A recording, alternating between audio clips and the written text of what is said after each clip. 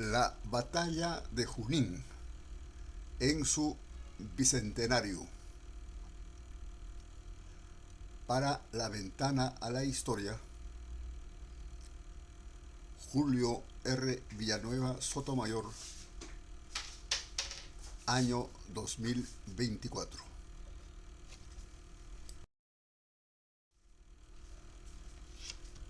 Testimonio de Miller sobre la batalla de Junín.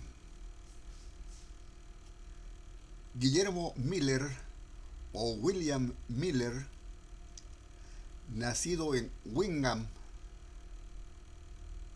Inglaterra, el 12 de diciembre de 1795, fallecido en Lima el 31 de octubre de 1861.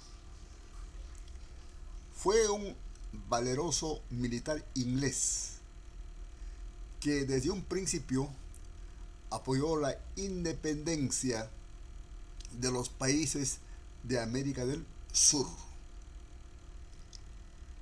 En su carrera militar iba apuntando los sucesos más notables de la época.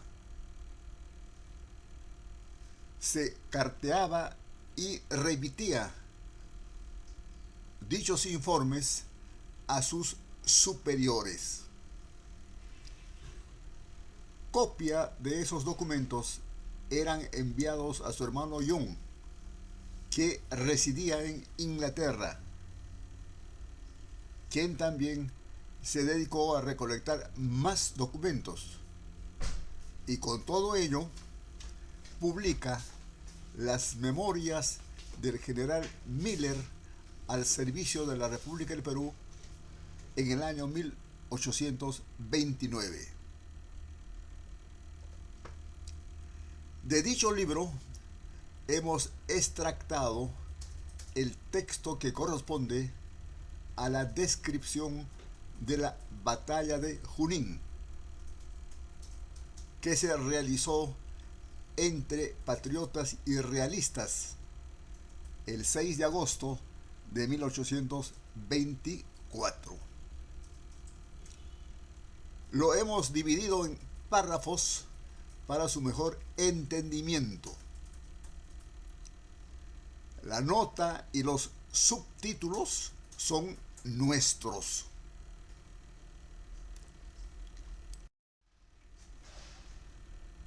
De Pasco a Junín, dice Miller: en la mañana del 5 había avanzado el general Canterac a Caruamayo y adelantó con su caballería a Pasco. En vez de hallarse en aquellos llanos inmensos con una sola división aislada, como probablemente esperaba, supo que el ejército libertador estaba reunido y avanzaban por la orilla opuesta del lago. Nota: el lago se llama de Junín o Chinchaycocha, que en quechua significa lago del Gato Montés o lago del Norte. Está ubicado en la provincia de Junín, departamento de Junín, a 4.083 metros sobre el nivel del mar. Tiene 530 kilómetros cuadrados de superficie. Se halla en la región geográfica Puna.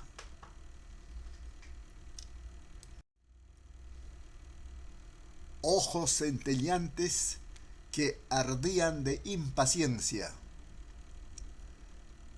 Canterac se retiró aquella misma noche sobre su infantería y el 6 de agosto siguió su retirada. Mientras tanto, continuaron su marcha los independientes en prolongación de la extremidad sur del lago para cortar a los realistas.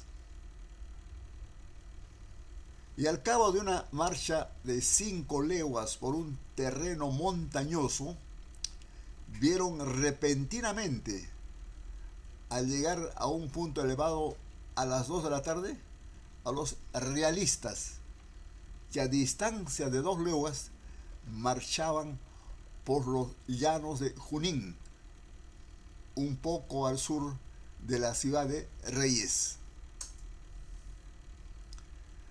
Un viva entusiasta y simultáneo se oyó por toda la línea, y es imposible dar una idea exacta del efecto que produjo la repentina vista del enemigo. Los semblantes de los patriotas se animaron con el ceño y la expresión varonil del guerrero que ve aproximarse el momento de lidiar y de la gloria. Y con vista fija y ojos centelleantes contemplaban las columnas enemigas marchando majestuosamente al pie del sitio elevado que ocupaban. El temor de que los realistas se escapasen sin poderlos atacar ocupaba el ánimo de la mayoría, y la caballería particularmente ardía de impaciencia.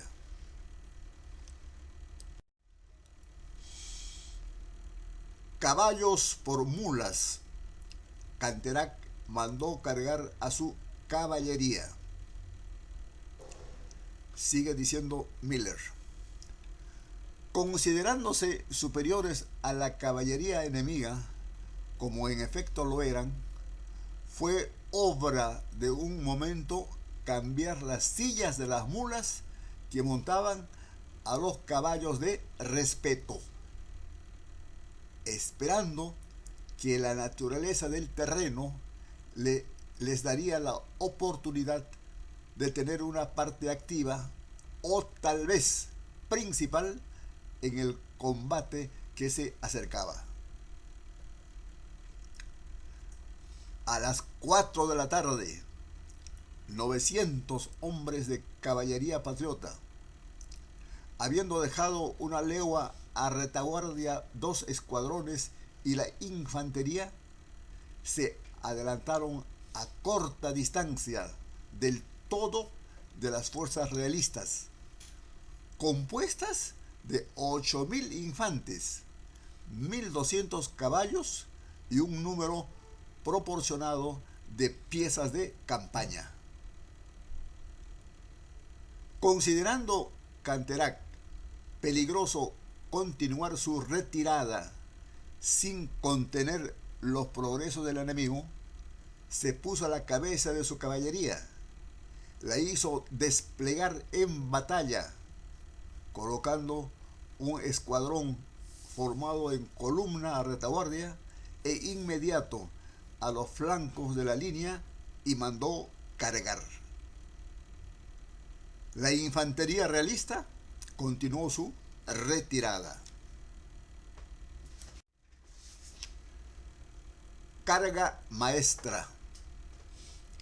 Es justo decir que no solamente dio Canterac una carga maestra, sino que logró darla en circunstancias desventajosas para los patriotas, cuyo entusiasmo les había conducido quizás demasiado cerca del cuerpo de ejército enemigo y demasiado adelantados por un desfiladero formado por un arroyo y terreno pantanoso por un lado y una fila de montañas escarpadas del otro, que les impedía desplegar con la rapidez que las circunstancias requerían. El escuadrón que formaba la cabeza de la columna fue el único que pudo desplegar. Tremendo choque. El general Bolívar mandó al general Miller que con 250 hombres de la caballería peruana flanquease la derecha de la línea de los realistas que iban avanzando. Pero como estos se echaron encima al galope, no pudo llevarse a efecto este movimiento y tuvo que converger sobre su derecha y atacar de frente. La gente que mandaba Miller, junto con el ala derecha de los patriotas al mando del general Necochea, fueron cargados al mismo tiempo. El choque fue tremendo y su consecuencia natural en las circunstancias que acaban de describirse.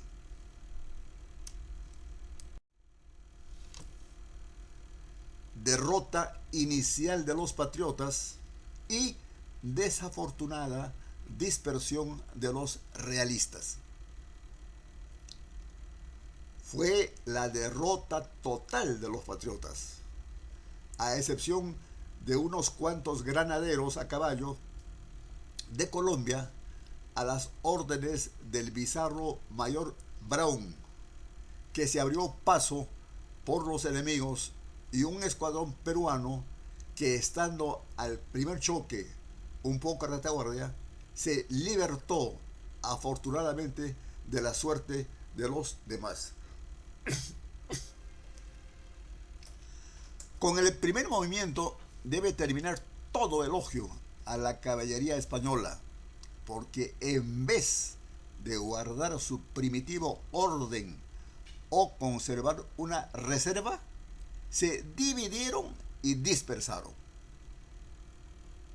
Una parte perseguía la caballería patriota a las órdenes de Miller, enviada para flanquear la derecha de los realistas, y procuraba poder alcanzar el camino de Cacas, y la otra seguía al desfiladero al resto de los patriotas. La carga sorpresiva de la caballería de Suárez. El teniente coronel Suárez, que mandaba el escuadrón peruano que no había sido batido, había en el entretanto avanzado sin oposición a ocupar el intervalo que dejaron los realistas. Y hallándose completamente a su retaguardia, principió a cargar a los que perseguían la izquierda de los patriotas al mando del general Miller, el cual, viéndose embarazado por lo pantanoso del terreno, volvió caras e hizo frente al enemigo.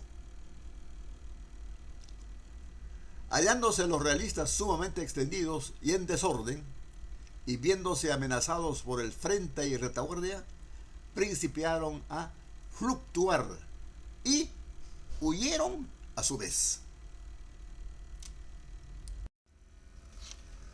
Un oportuno socorro y reacción de los demás. El oportuno socorro de Suárez facilitó a los escuadrones patriotas dispersos de la derecha y de la izquierda la posibilidad de reunirse, y el general Miller, los coroneles Carvajal, Silva y Ruiz y el mayor Brown, con cuanta gente pudieron reunir, apoyaron a Suárez. Entonces los patriotas emplearon sus lanzas con tal efecto que la decantada caballería de los españoles se puso en una total y vergonzosa fuga y fue perseguida hasta las bayonetas de su infantería por un puñado de sus valerosos contrarios.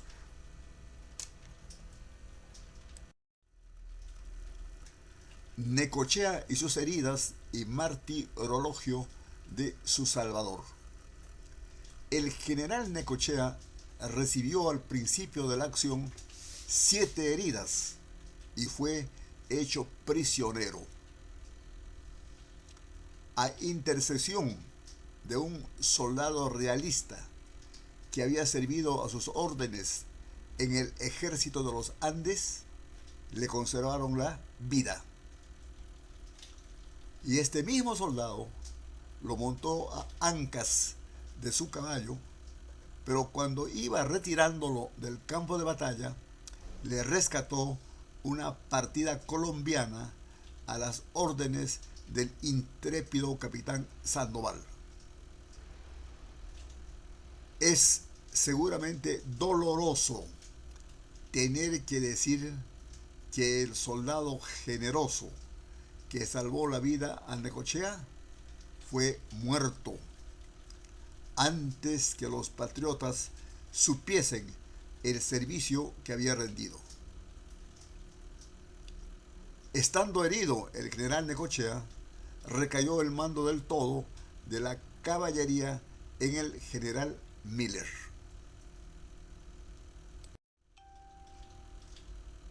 Oficiales más distinguidos.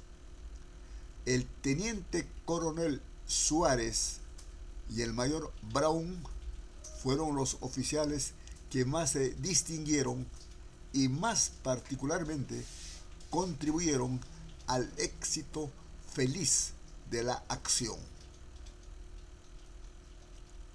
El primer regimiento de caballería del Perú, anteriormente húsares de la Legión, tomó el nombre de Húsares de Junín, en virtud de orden del general Bolívar y en testimonio de su aprobación al valiente comporte que tuvo en aquella acción. Presencia de Bolívar. Bolívar pasó el desfiladero con la caballería y dirigió personalmente los primeros movimientos de ella. Pero así que percibió la dispersión, marchó inmediatamente en busca de la infantería, la cual colocó en una altura elevada, cerca de una legua a retaguardia, y donde permaneció hasta que recibió el primer parte del general Miller, anunciándole la victoria que habían alcanzado.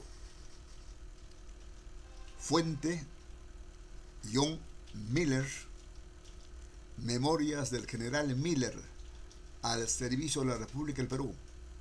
Selección: Bicentenario del Perú 2021, Lima 2020, páginas 374, 375 y 376. Muchas gracias por su atención.